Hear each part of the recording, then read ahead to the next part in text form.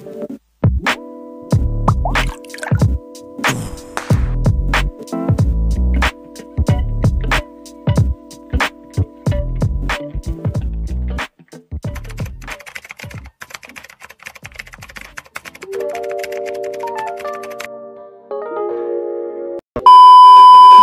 ini saya akan membahas 3 topik. Topik yang pertama yaitu proses bisnis, yang kedua tipe-tipe sistem informasi, dan yang ketiga sistem untuk kolaborasi. Yang pertama ada jenis-jenis proses bisnis. Jenis-jenis proses bisnis terdiri dari 3 jenis. Jenis yang pertama yaitu proses utama atau primer, diantaranya produksi, pemasaran, dan layanan kepada pelanggan. Yang kedua proses dukungan atau sekunder. Proses dukungan ini yang memastikan operasional perusahaan tetap berjalan, artinya proses ini fokus melayani internal perusahaan. Ketiga proses manajemen, memerlukan keterlibatan pengawasan, perencanaan, dan pemantauan untuk mengatur seluruh kegiatan. Selanjutnya ada tahapan proses bisnis.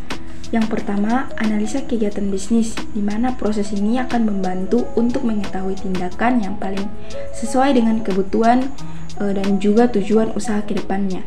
Yang kedua, penentuan. Setelah berdiskusi dan mencapai kesepakatan, maka selanjutnya pihak manajemen akan menentukan kegiatan atau proses yang dijalankan dalam usaha.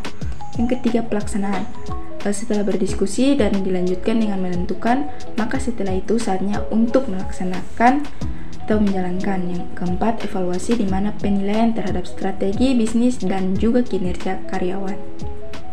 Selanjutnya, fungsi proses bisnis. Yang pertama, membantu manajer memperoleh solusi untuk mengatasi permasalahan dalam perusahaan selama proses dijalankan.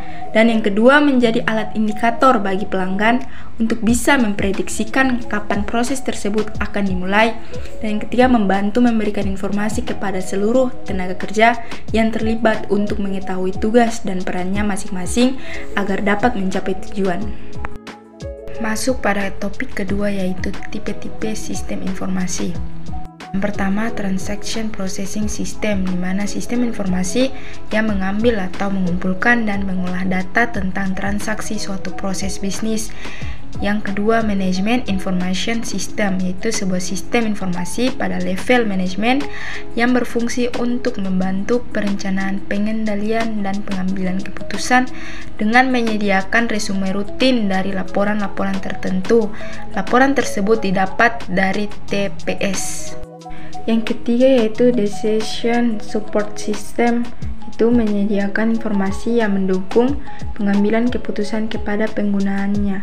DCS menyediakan alat bagi pengguna untuk mengakses data dan menganalisanya untuk pengambilan keputusan.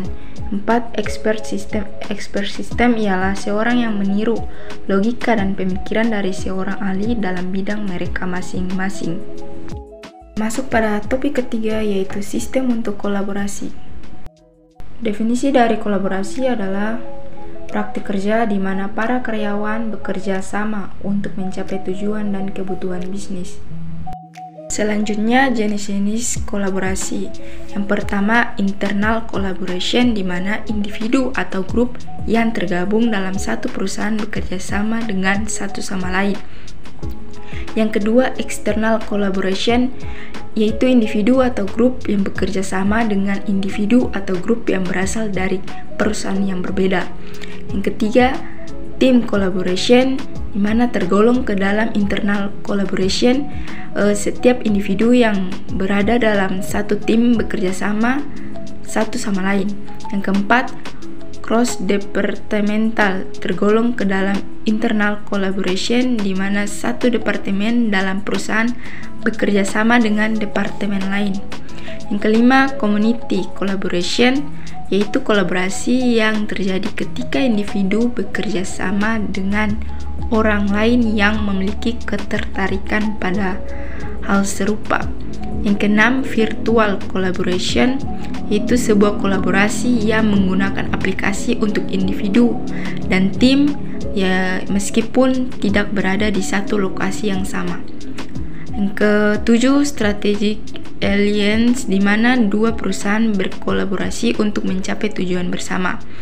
Yang kedelapan, network collaboration, Itu bentuk kolaborasi di mana kamu bekerja sama dengan orang lain untuk meraih tujuan pribadi.